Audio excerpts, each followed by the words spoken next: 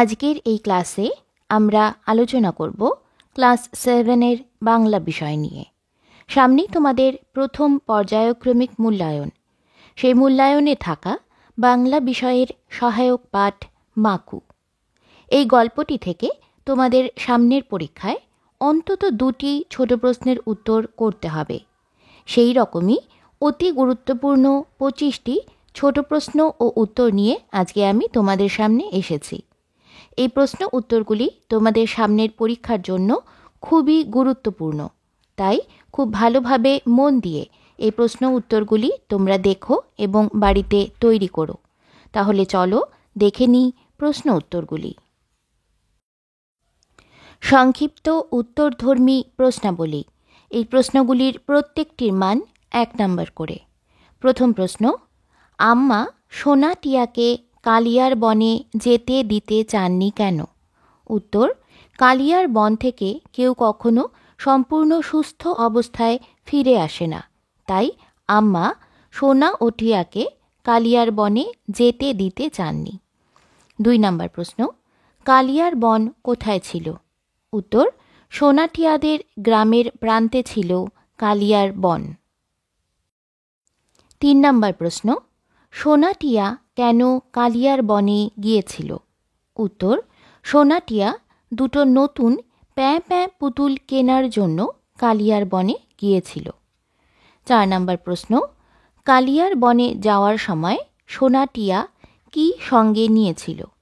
উত্তর, সোনাটিয়া একটি পুটুলি সঙ্গে নিয়েছিল, তাতে মুড়ি, লজেন্স, বিস্কুট আর মামনির পুরনো পাউডার ছিল।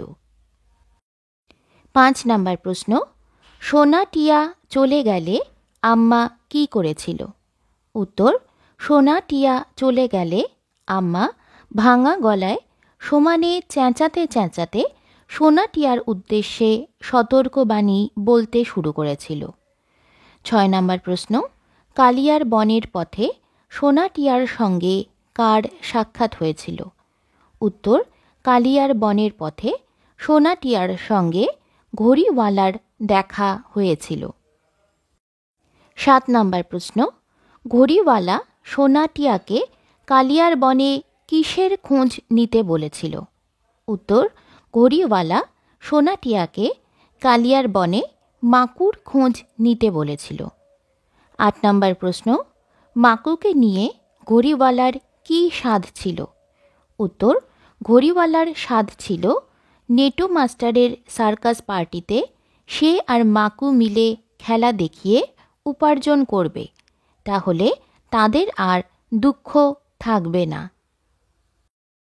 9 নম্বর প্রশ্ন, ঘড়িওয়ালার স্বাদ পূর্ণ হয়নি কেন? উত্তর, সার্কাসে জাদু রাজকন্যাকে দেখে মাকু তাকে বিয়ে করতে চাইলে ঘড়িওয়ালা মাকুকে তাড়িয়ে দিয়েছিল, তাতেই তার স্বাদ অপূর্ণ থেকে যায়। 10 নম্বর প্রশ্ন, মাকু কি দিয়ে তৈরি? উত্তর, মাকু ঘড়ির কল দিয়ে তৈরি। 11 নম্বর প্রশ্ন, চাবি ফুরিয়ে গেলে মাকুর কি অবস্থা হবে? উত্তর, চাবি ফুরিয়ে গেলে মাকু নেতিয়ে পড়বে, তখন চোর ডাকাত ওর সব কলকবজা খুলে নেবে, ফলে মাকু আর কাজকর্ম করতে পারবে না। 12 নম্বর প্রশ্ন, ঘড়িওয়ালা বনে গেল না কেন? উত্তর, মাকু তাকে দেখতে পেলেই ছেঁকে ধরবে, সেই ভয়ে ঘড়িওয়ালা বনে যায়নি। 13 নম্বর প্রশ্ন, মাকুর শরীরের কোথায় চাবির ব্যবস্থা ছিল? উত্তর, মাকুর পিঠের মাঝখানে চাবি দেওয়ার ব্যবস্থা ছিল। 14 নম্বর প্রশ্ন, সোনাটিয়া বনে যেতে ভয় পায় না কেন? উত্তর, সোনাটিয়া স্কুলে ভর্তি হয়েছে, গোঁজাখড়ি গল্প ওরা বুঝতে পারে, তাই বনে ভয়ঙ্করের ভয় ওরা পায় না। 15 নম্বর প্রশ্ন, আম্মার মামাতো পিসেমশাই কালিয়ার বনে গিয়েছিলেন কেন? উত্তর, আমার মামাতো পিসেমশাই গরু খুঁজতে কালিয়ার বনে গিয়েছিলেন। 16 নম্বর প্রশ্ন, কালিয়ার বনের দেউকে কিভাবে ঠান্ডা করা হয়েছিল? উত্তর, 3.5 টাকা খরচ করে পুজো দিয়ে কালিয়ার বনের দেউকে ঠান্ডা করা হয়েছিল। 17 নম্বর প্রশ্ন, কি করলে মাকু আস্ত ভালো মানুষ হয়ে যাবে? উত্তর, মাকুর শরীরে হাসার কল কাঁদার কল বসিয়ে দিলেই মাকু আস্ত ভালো মানুষ হয়ে যাবে। 18 নম্বর প্রশ্ন, ঘড়িওয়ালা মাকুকে ভয় পাচ্ছিল কেন? উত্তর, কখন ছুটে এসে মাকু তাকে জাপটে ধরে বিভিন্ন বায়না করতে শুরু করে দেবে তাই ভেবে ঘড়িওয়ালা মাকুকে ভয় পাচ্ছিল। 19 নম্বর প্রশ্ন, মাকুকে চিনে নেওয়ার কি উপায় ঘড়িওয়ালা টিয়া সোনাকে বলেছিল? উত্তর, ঘড়িওয়ালা বলেছিল মাকুর লালচে কোঁকড়া চুল, ছাই রঙের চকচকে চোখ আর নাকের ডগায় কালো তিল আছে, তাই দেখে মাকুকে চেনা যাবে। 20 নম্বর প্রশ্ন, সোনা ও টিয়া নদীর ওপারে সরু নালায় কোন দৃশ্য দেখেছিল? উত্তর, সোনা টিয়া দেখেছিল নদীর ওপারে সরু নালা বেয়ে বনের জানোয়ারেরা জল খেতে আসছে। 21 নম্বর প্রশ্ন, সোনা টিয়া কিভাবে নদী পার হয়? উত্তর, সোনা ও টিয়া মাকুর কোলে উঠে নদী পার হয়। 22 নম্বর প্রশ্ন, সোনা টিয়ার কেন মনে হলো মাকুকে ছাড়া যাবে না?